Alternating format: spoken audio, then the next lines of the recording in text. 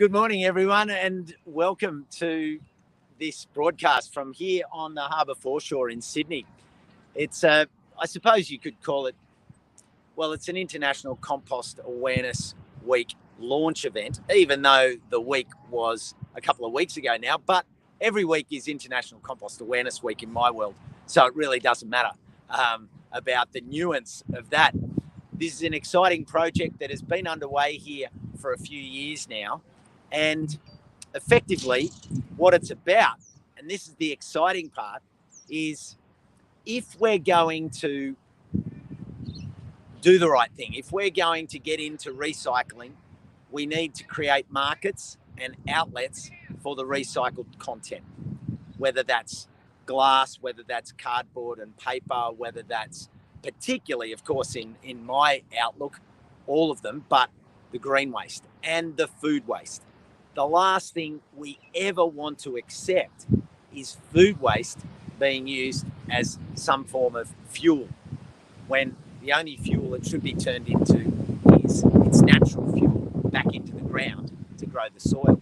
So this is one of those fantastic opportunities where we're actually seeing the use of your waste, household waste, food waste material and garden waste being transformed into compost, and then that compost being used to filter the water before it goes into, in this case, the harbour, but equally wherever you are around the country. It could be your creek, your river, your lake, or your bay, whatever the case. All water ends up back at water level, and if we can filter it, but let alone filter it with something that the community's contributed, then we're really getting somewhere. So this project is, I should say, it's taking place here in Sydney, where I am, on Gadigal land of the Eora, and I recognise the elders past, present and emerging, and I recognise that this project is all about caring for country and caring for water. And this is really that big connection where the land and the sea work together. What we do here affects there, and vice versa. The health of that affects the health of the land. So with me today is Chris Rockford from CORE, which is the Centre of Organic Research and Education. And they've been working with Woollahra Council here to build rain gardens and filtration systems to capture the water off the roads and off the sporting fields and the parkland here, which we all know, all of those surfaces carry all sorts of pollutants and fertilizers and other minerals, which when they get into our waterways create all sorts of problems. So come with me and I'm going to introduce you to Chris and hear a little bit more about the project. Chris. Good morning, Costa. How are you? Good. It's good to see you. Yeah. And it's wonderful to be back here at this particular project to share with people this launch. So it is a launch. I suppose we should talk about that first up. What are we launching? What's the background? Yeah, so this project is funded by the New South Wales EPA through their Circulate Grants program, which looks at promoting the use of recycled materials in innovative ways. And this project was supported along with collaboration with Woollahra Council to look at water management, the use of recycled materials, including recycled organics, from a water management perspective. Okay, now I just want to check, because we're out here and it's a little bit windy, how's the sound, everyone? Just let us know if you can hear Chris loud and clear, because the wind's come up a bit and I just want to be sure. I can't see any comments. Okay, if there's anything, just let me know. Okay, Scotty Ross, thanks, mate. Well, we'll just make sure we're nice and close to get the sound. So that's the launch aspect. Give us a bit of a background about what CORE and how CORE came up with these ideas to filter water. And I love what you said you did. So imagine Chris and Eric from CORE have been working in this space for more than 25 years, 30 years. And I love how you came across this one piece of research which informed your research to go deeper into the compost. Yeah, so we were doing a study for the New South Wales government on markets for recycled organic materials, and we noted some work that was done in Portland, Oregon, where they had observed that dirty runoff running off roads and that, as it was coming off the road, it was going through leaf fall or leaf litter from their autumn trees. And that was in the gutter. That was in the gutter. Yeah. And they observed that the water was actually cleaner once it had been through the leaves than before it went through the leaves. So we thought, if you can do that with leaf litter falling in the gutter, we can do this with all this recycled organic materials that people are collecting and putting now out for recycling rather than going into landfill. Yeah, don't you love that? I mean, compost as the filtration, and nature was doing it anyway until you joined the dots. Now, this is the material. So, for all of you watching, how's that look? Can you see that? Yeah, this is the material. Now, explain what's in this and where it's come from. It looks like dirt. Anyone looking at it would think it's just dirt. However, it's been highly engineered. So once the compost has been composted, we then engineer the particles and the age of the material. So what's that mean? Well, that means we analyse the particle size because we want finer particles, because we want to use the surface area of the finer particles that actually attract the nutrients, attract the even pollutants that get attracted more to the surface area on the finer particles than larger particles, because there's more surface area available to them. And that creates chemical reactions and biological reactions, which then give us a better opportunity to treat anything that we're trying to treat from a water perspective, whether it's holding on to fertilizers into the compost, whether it's taking out heavy metals off roads that come off brakes and off car tires that have zinc in them, for instance, and things like that. Now, you mentioned a really interesting statistic. Wait for this one, everyone, because we realise, we all see the big pieces of plastic, and someone mentioned the sea bin project, which is fantastic because we want to get all of those floating microplastics off our waterways, off our harbours, off our ocean, and the big plastic gyre out there. We need to do something about that, and Seabin is working towards that. But the silent stats which you're talking about, road rubber. Yep. Mm-hmm. So there was a study done in Canada that looked at what's the average amount of rubber that comes off a car tire in its life cycle, in its lifetime, before it gets changed. And that study concluded that 1.12 kilograms of rubber comes off a tyre. Now, that rubber isn't rubber.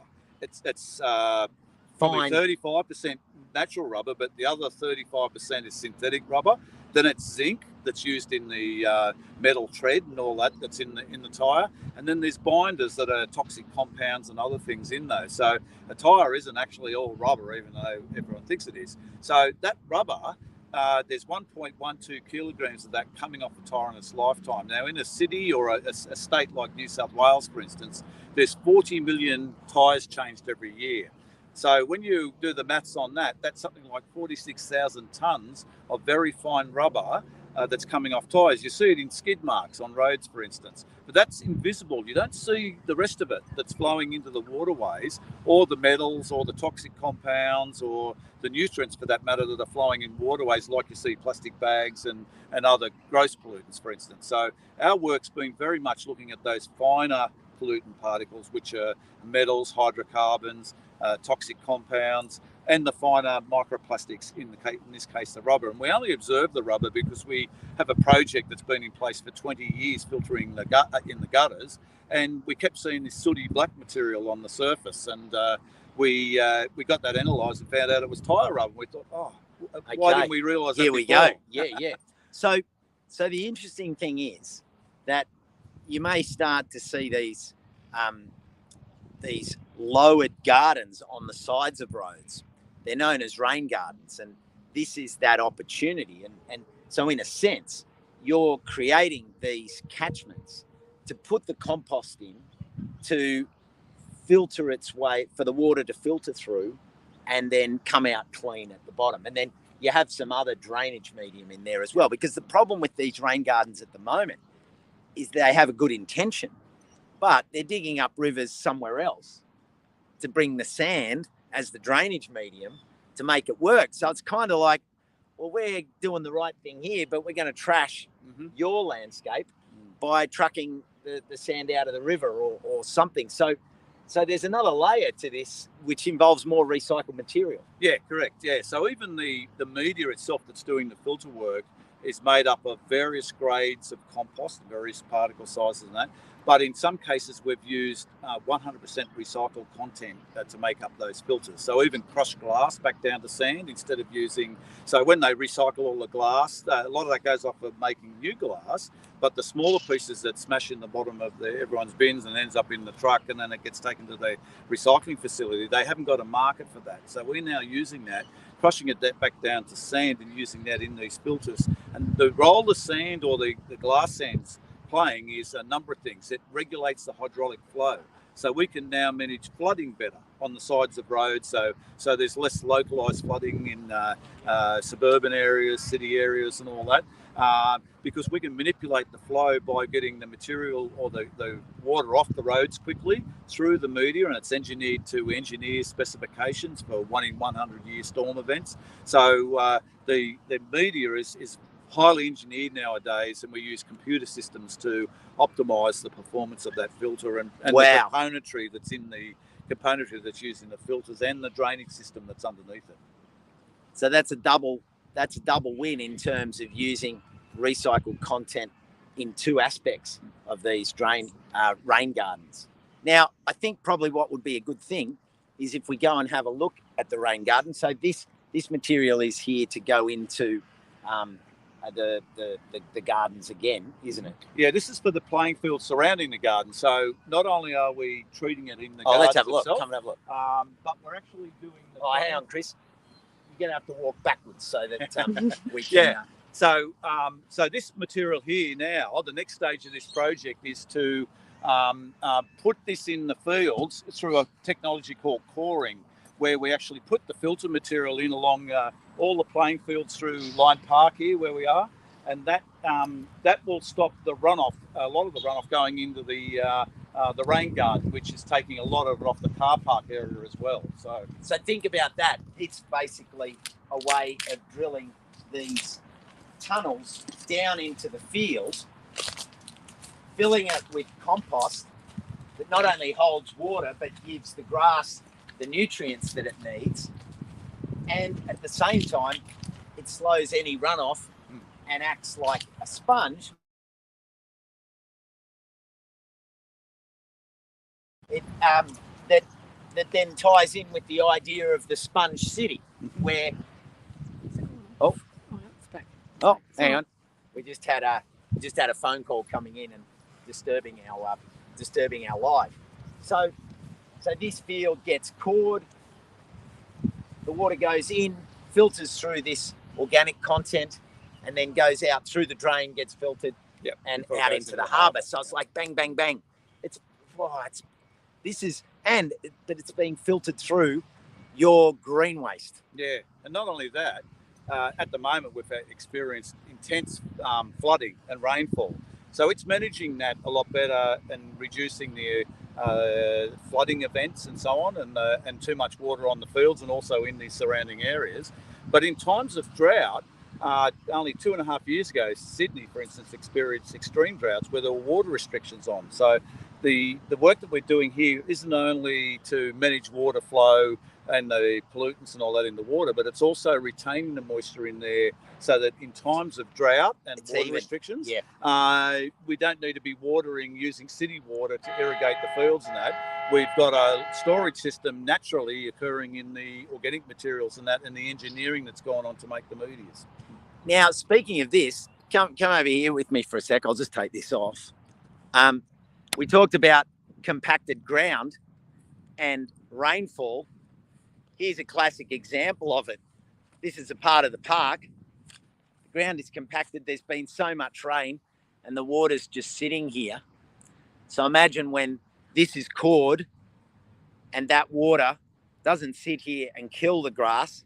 It actually filters through, holds the moisture, holds the moisture in the ground, but it filters through and then goes out there to where you can see the ferry moving. Now, Chris, let's go over to the rain garden.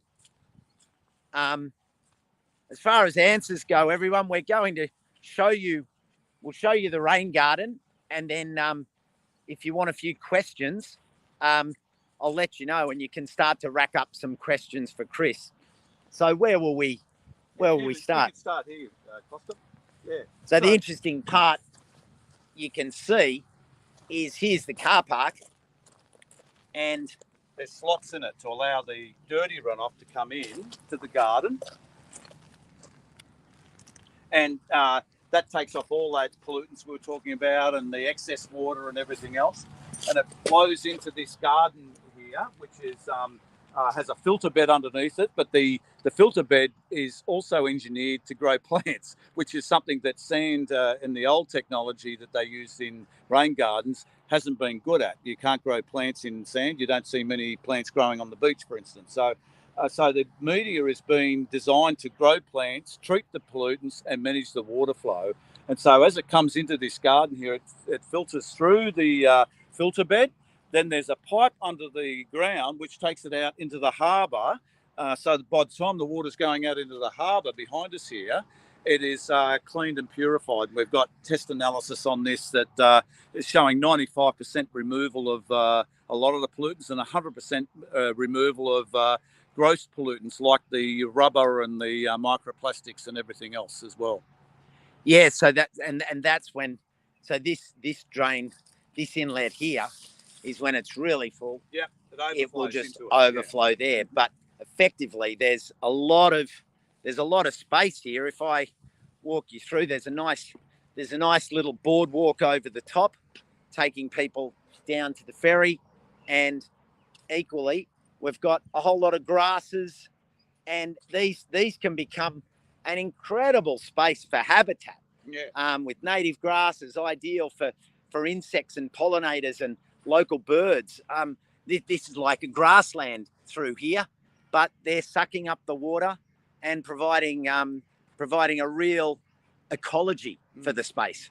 We started mapping the biology that's in these filters, because it's made with organic materials and that as well, and the biodiversity it's created compared to the older style technology of sand filters. And we're finding the biology that's in these medias is 100-fold greater than what's in sand filters and that. And that's important because the biology and the fungi and mycelium that goes through these systems and that is doing a lot of the removal work of the pollutants. Hydrocarbons, it'll break them down to hydrogen, carbon and oxygen, natural elements that are safe. Nutrients, it'll use those nutrients in its biology as well. So it takes them up instead of it going out in the waterways. The sediments and all that, it's naturally taking a lot of those sort of things out. But also the biology is creating pathways for the root systems to work better. And that's why the plants are so lush and green.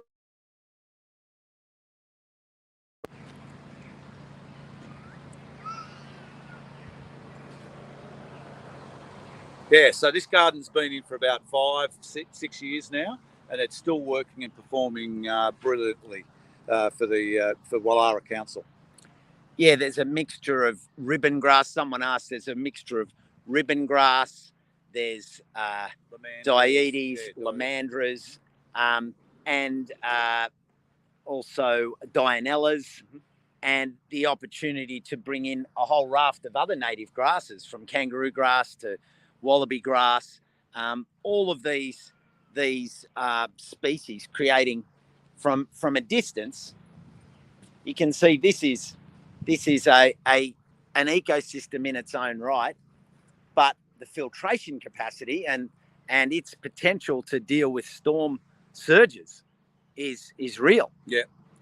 And also the other thing with these medias now that we're engineering, you can grow a wider palette of plants, and you can get attractive plants, flowering plants and all that as well. The grasses have been good because they're very much conducive to wet conditions and so on. But now with these medias we're building, we're finding that we're able to grow a lot wider range of plant species in these gardens, so that you end up with a very coloured and very nice looking a streetscape, for instance, where you want colour and where you want variety.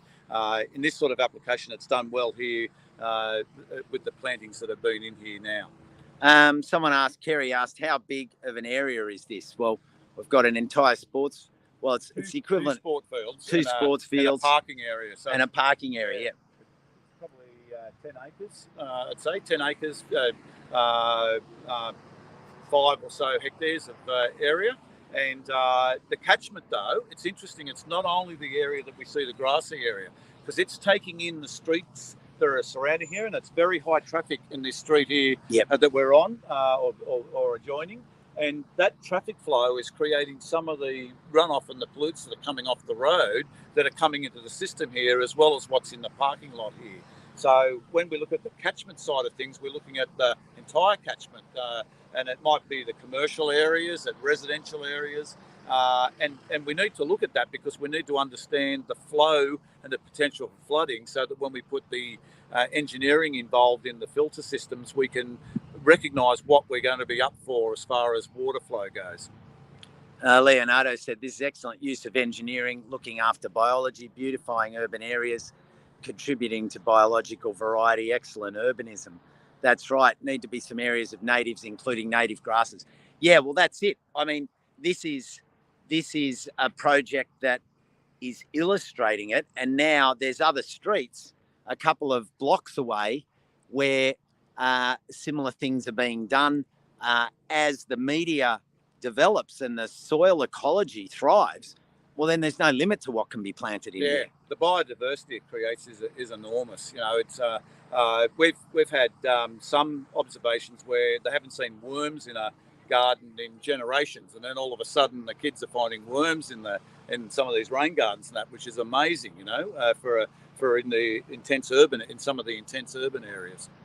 Now, will we have a look at the other space over there? Sure, that's also another drainage. So I'll just follow Chris. Thanks, Michelle. So what have you done over here? Yeah, this is a different setup where it's a streetscape, but a different configuration because of often we're retrofitting built environments that have already been in place for many years. So in this case, we have a drain that's coming off the car park area.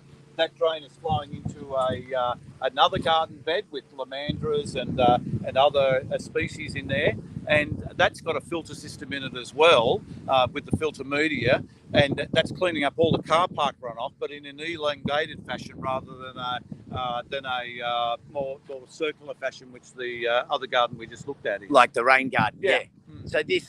So you can see, everyone, that at points along the car park, the curb has been cut. If I was a raindrop, I would fall here, and you can see there's a little lip here in the curb, and that effectively diverts the water down into this channel and then across and into the garden bed. And look at the species here. Right. I mean, it's a garden. It's effectively a garden, but it's a working, functioning garden. Yeah. It is a functioning. It's a functioning garden. It's providing a buffer between the car parks, but most of all, a buffer for the rain. And the beauty is it's so versatile. You can retrofit in existing landscapes, for instance, city landscapes, but you can also use it in new developments and that. So you can actually design it into new built environments that are going on in the growth areas where new suburbs are popping up every week.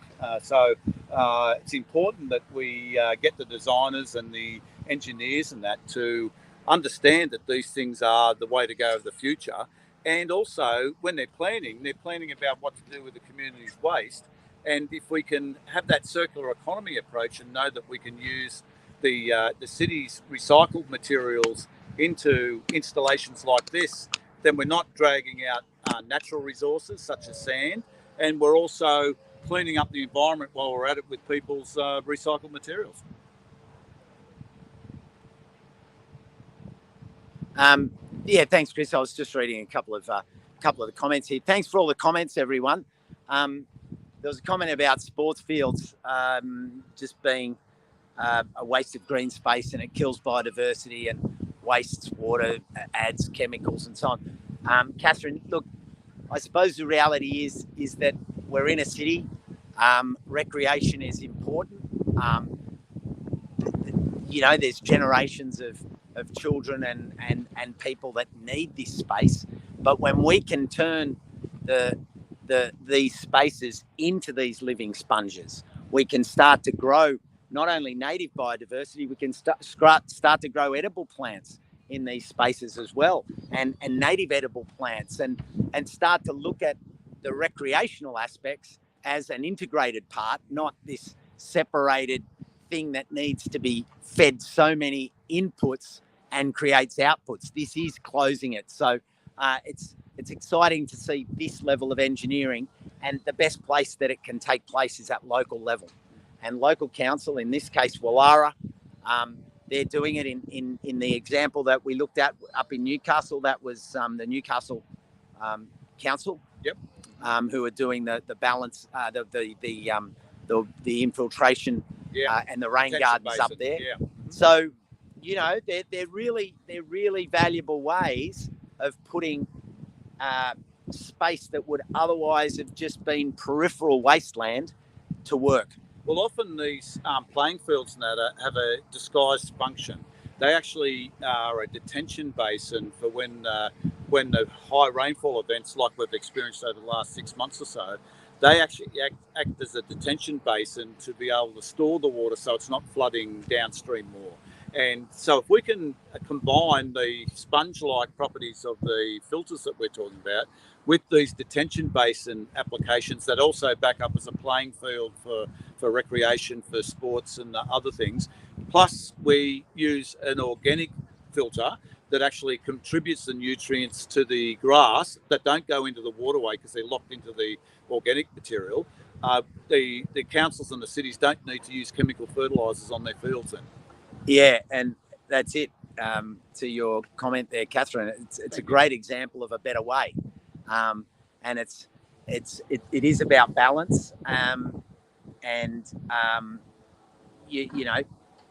this chance to use this filter media, but I think Chris, the exciting part is that when we can illustrate with the council here and the communications teams through council being able to illustrate to the local citizens that you separating your food waste is so much more. Like every time you think, I'll just put that last little bit in the bin because I can't be bothered separating it. If you know that your separation is improving the beach quality that you're swimming in for your children and for you, like this should be at the end of every drain. Yeah, every drain should have a filtration medium, an organic filtration medium that is growing by the week, that is developing the mycorrhizal and fungal and hyphae richness to do the job. That's right. And deal with the structures we have, retrofit the structures we have as you've done here, but most importantly, incorporate it as non-negotiable in every development. True. Yep, absolutely. Like non-negotiable. It's just like it's a no-brainer. Yeah, it's getting there. It's taking a while, but it's getting there. But we need so much more adoption to get it as being the conventional practice, if you like, going forward. And I think, if people know, if all of you know that your work is being connected back to your community and that your raw materials are being used to better your local environment, well then the buy-in is not a long bow. No, it's a very short circle. Yep, circular economy. Yeah. I'll just have a look and see if there's any questions for you. New comments. Thanks everyone.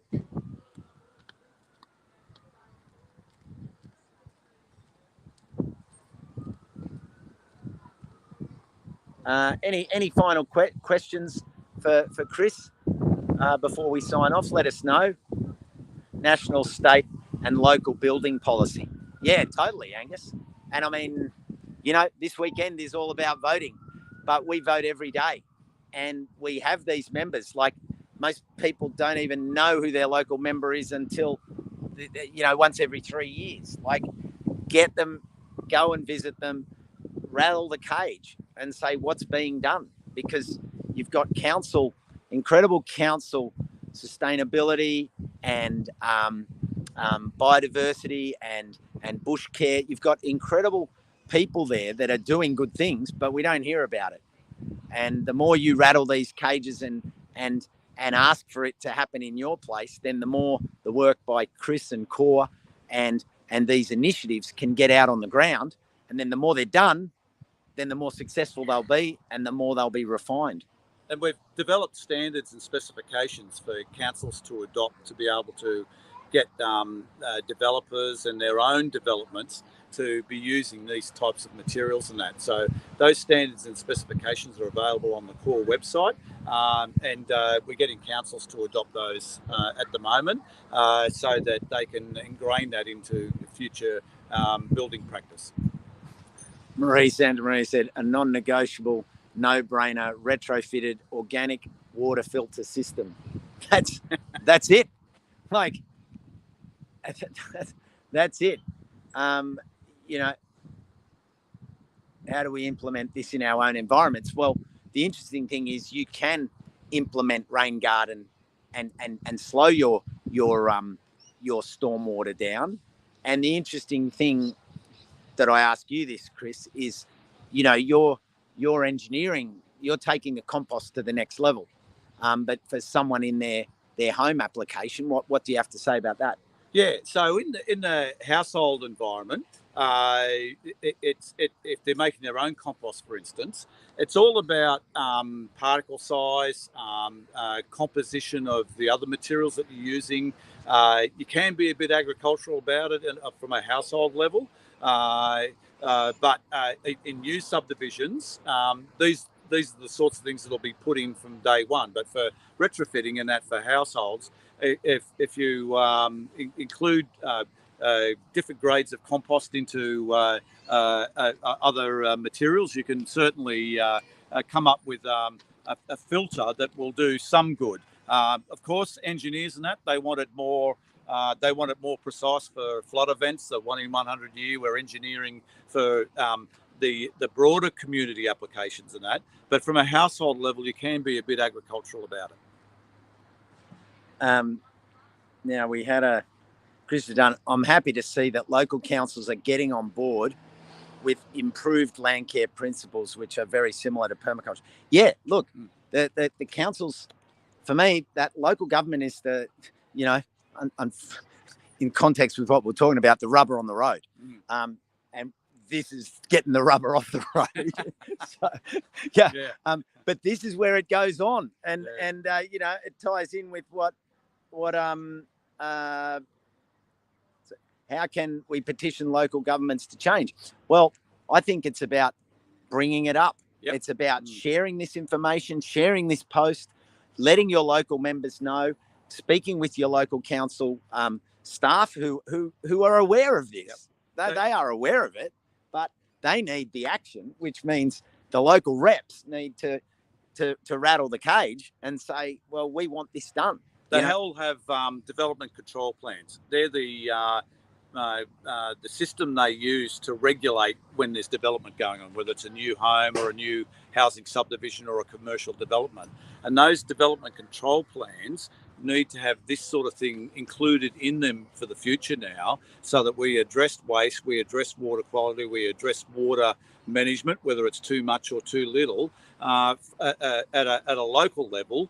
And through the local councils and that, they have the ability to change their local development control plans to be able to put this into there, to be able to get their local community adopting it and doing it. Yeah, there you go.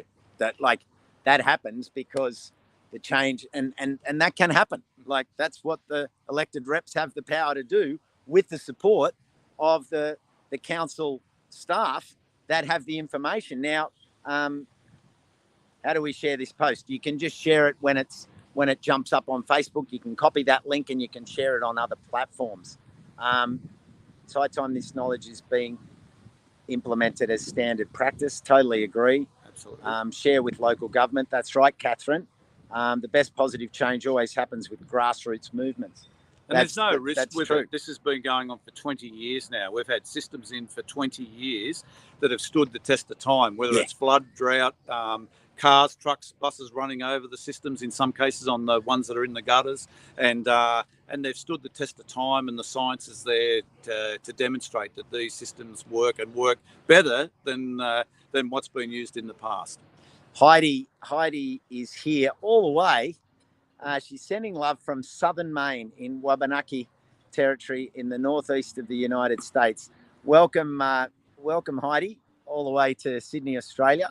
And, wonderful that you can hear this information and potentially take it and share it over there.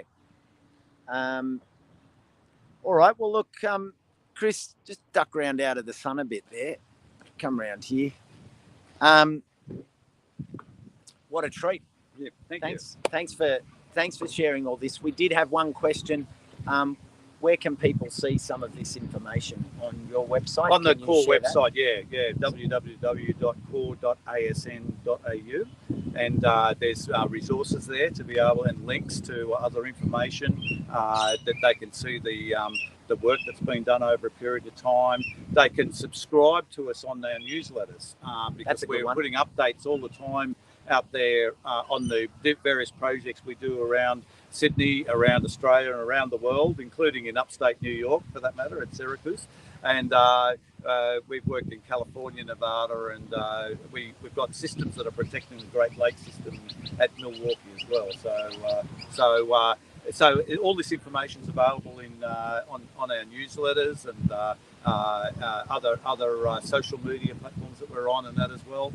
But by all means, join in, and we're happy to share the information.